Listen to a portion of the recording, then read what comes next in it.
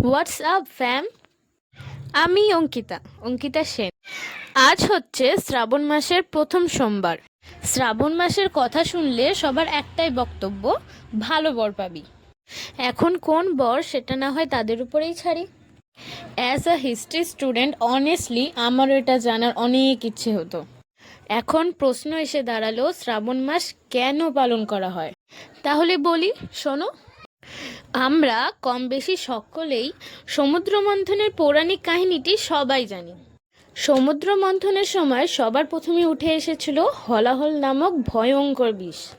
সেই বিষ পান করেন ভগবান শিব, এবং সেই বিষ যাতে শরীরে না ছড়ায় তাই তিনি বিষ গলায় আটকে রাখেন। আর সেই থেকে শিবের গলা নীল, তাই তার নাম হয় নীলকণ্ঠ। এই ঘটনাটি হয়েছিল শ্রাবণ মাসেই, তাই শিবকে শান্ত রাখতে এবং তাকে শ্রদ্ধা জানাতেই এই দিনটি পালন করা হয়।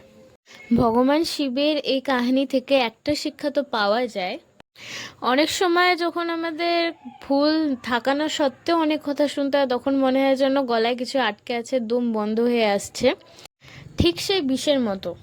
সেই সময় ভগবান শিবের মতো সব সহ্য করে নিজেকে শান্ত রাখাটাই শ্রেয়। আজকের গল্প আর ভ্লগ এখানেই শেষ।